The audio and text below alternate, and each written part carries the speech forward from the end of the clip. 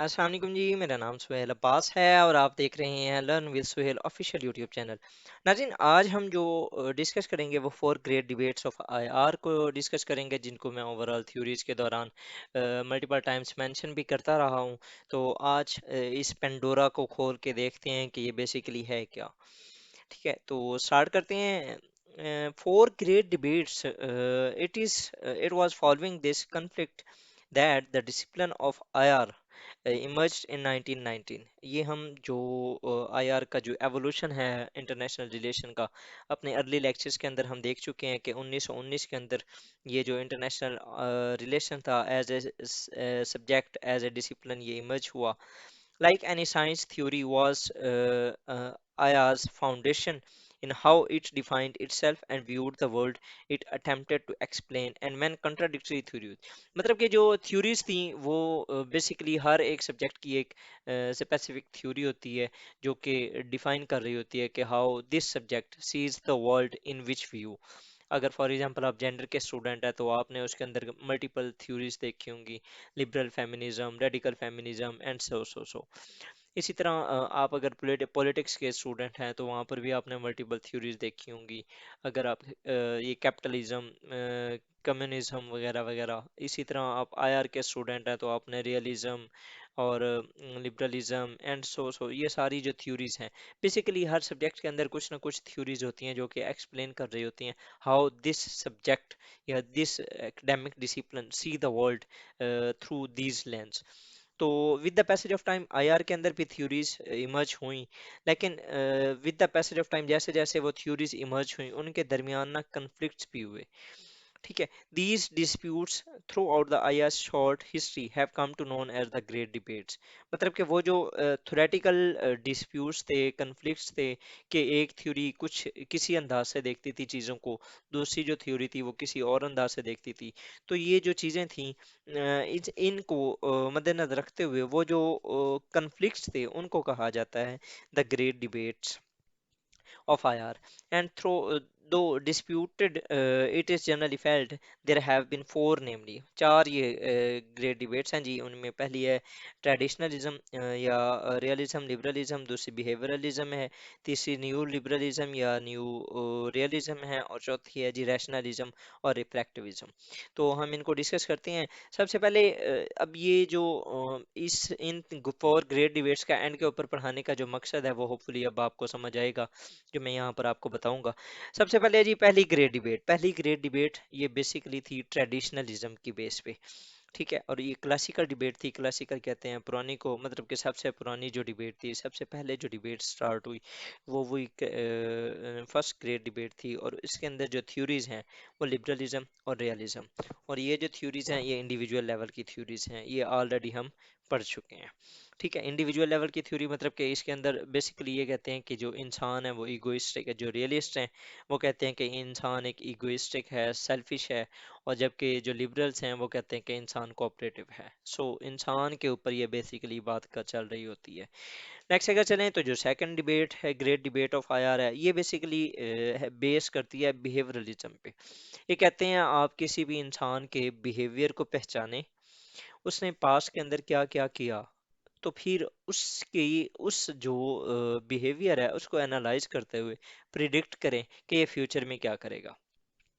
इसकी मैं आपको एग्जांपल दे देता हूँ। मोदी ने पिछले 8 से 10 साल में पाकिस्तान के साथ जो कुछ किया है, उसके सारे जो पॉइंट्स हैं उनको उठाएं, देखें कि उसने कहाँ कहाँ किस किस पैटर्न के साथ किस तरह काम किया है, और फर्दर फिर अगले 10 साल की प्रिडिक्शन करें कि मोदी अगर दोबारा पावर में आता है तो वो पाकिस्तान के साथ किस तरह रहेगा, मतलब कि क्या वो पॉजिटिव रहेगा, क्या वो नेगेटिव रहेगा, या क्या वो उसका पावर में आना पाकिस्तान के लिए फायदेमंद है या सूदमंद है। ठीक है, तो ये सारी चीज़ें, ये बेसिकली बिहेवियरलिज्म जो है, साइंटिज्म या साइंटिफिक रेवोल्यूशन, बिहेवियरल अप्रोच और सिस्टम अप्रोच, ये बेसिकली इसके अंदर अप्रोचेस हैं, या उनको देखती है, मतलब कि एक जो डाटा है फैक्ट बेस्ड चीज़ों के ऊपर ये रिलाई करती है। इसको कहते हैं second great debate of IR. जो पहली थी वो कहते थे कि इंडिविजुअल की जो ओवरऑल चीज़ें हैं, इंडिविजुअल के जो ट्रेड्स हैं जो कि बहुत मैटर करती हैं इन इंटरनेशनल रिलेशंस। अब फॉर एग्जांपल इसमें अगर इंडिविजुअल लेवल की बात करें तो लीडर्स के ऊपर बात कर रहे होते थे कि अगर लीडर एक अग्रेसिव आ जाता है, सेल्फिश आ जाता है, तो वो दुनिया का नक्शा बदल देगा, जिस तरह हिटलर ने किया था। और दूसरी साइड पे जो लिबरल्स थे वो कहते हैं नहीं, कोऑपरेटिव भी हैं, जिस तरह के वुडरो विल्सन ने किया था, लीग ऑफ नेशन बना के ओवरऑल जंग को रोक के। इसी तरह यहाँ पर जो सेकंड ग्रेड डिबेट है इसके अंदर बिहेवियर की बात करते हैं। थर्ड अगर ग्रेड डिबेट पे आए तो इनकी जो अप्रोचेस हैं वो हैं पॉजिटिविज्म, फंक्शनलिज्म और स्ट्रक्चरलिज्म या नियो नियो डिबेट। ये एक स्टेट लेवल की थ्योरी है। ये बेसिकली स्टेट के बिहेवियर को बात करती है, स्टेट के बिहेवियर को नरेट करती है कि किस तरह स्टेट्स बिहेव करती हैं। ठीक है, इसके अंदर जो थ्योरीज हैं वो न्यू रियलिज्म है और न्यू लिबरलिज्म है। ये भी हम पढ़ चुके हैं, जिसके अंदर जो ये दोनों थ्योरीज हैं वो कहते हैं कि इंटरनेशनल सिस्टम इज अनार्किक, लेकिन जो न्यू रियलिस्ट कहते हैं कि उसमें आपने ज़्यादा से ज़्यादा पावर को मैक्सिमाइज करना है, जबकि जो न्यू लिबरल्स कहते हैं कि आप इंस्टीट्यूशंस बनाएं और उससे आप सिचुएशंस को कूल डाउन कर सकते हैं, हालात को ठीक कर सकते हैं। चौथी जो डिबेट है जी, ये बेसिकली सोसाइटी लेवल थ्योरी है। पोस्ट पॉजिटिविज्म, पोस्ट फंक्शनलिज्म और पोस्ट स्ट्रक्चरलिज्म इनकी अप्रोचेस हैं।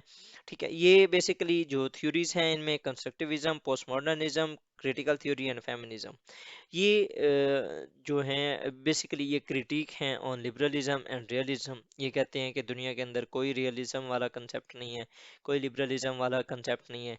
These are ideas, these are media, these are literature, जो कि इन सारी चीज़ों ने बेसिकली हमारे माइंड के अंदर ये चीज़ें इनकलकेट कर दी हैं कि जो रियलिज्म है ये दुनिया के अंदर चल रही है, या जो लिबरलिज्म है वो दुनिया के अंदर चल रही है। तो ये जो सारी चीज़ें हैं ना, ये सारी चीज़ें इन सब ने मिलके हमारे माइंड के अंदर ये इनकलकेट कर दिया है कि किस तरह रियलिज्म काम करती है या किस तरह आइडियलिज्म काम करती है। ठीक है जी। नेक्स्ट अगर चलें तो ये एक प्रॉपर में मेरे जो सर थे, सर हसन अली गोंदल साहब, उनके ये बेसिकली मैंने एक पिक्चर उठाई है तो ये इंटेलेक्चुअल थेफ्ट, लेकिन मैं इसको अपने साथ नहीं नॉमिनेट करना चाह रहा। मैं उन्हीं की एक मेहनत है, मैं उन्हीं को डेडिकेट करूंगा। नोवा में वो पढ़ाते हैं, अगर आप पढ़ना चाहते हैं तो वो बेस्ट टीचर हैं IR। उनके मुताबिक ये उन्होंने प्रॉपर इसको ऑर्गेनाइज किया हुआ है कि फर्स्ट ग्रेड डिबेट ये 1920 से 1930 की थी, इंडिविजुअल लेवल की थ्योरी थी, ट्रेडिशनलिज्म, और इसमें जो थ्योरीज हैं वो हैं classical realism and classical idealism या लिबरलिज्म। सेकंड ग्रेड डिबेट ये 1950s सॉरी 1930s के अंदर थी। और उसके बाद थियोरेटिकल जो इसका मॉडल है ये basically behaviourism, scientism, scientific revolution, और ये जो इसकी अप्रोचेज हैं बिहेवियरल अप्रोच और system approach. Similarly third grade debate in 1960 से 70s की दौरान इसका इमर्जेंस होती है। स्टेट लेवल की थी, पॉजिटिविज्म, फंक्शनलिज्म एंड स्ट्रक्चरलिज्म। इसकी जो थ्योरीज हैं new realism and new liberalism. Similarly ये 1990 ऑनवर्ड सोसाइटी लेवल की है। ये USSR के टूटने के बाद की थ्योरीज है, जिनमें constructivism, post modernism, critical theory and feminism. So ये हो गई जी आपकी फोर ग्रेट डिबेट्स। होपफुली इनको किस तरह इम्प्लीमेंट करना है इसके ऊपर भी मैं इंशाल्लाह ताला एक आध लेक्चर बनाऊंगा कि आपने अपने लेक्चर के अंदर किस तरह इनको इम्प्लीमेंट करना होता है। अब हम नेक्स्ट हमारा जो अगला हेडर होगा उसके अंदर हम नेक्स्ट देखेंगे power, balance of power elements, और उसके साथ फॉरेन पॉलिसी, डिप्लोमेसी और ये सारी चीज़ें इंशाल्लाह अब हम अपना स्टार्ट करेंगे। So with these words, I would like to thank you for watching my video. Allah Hafiz.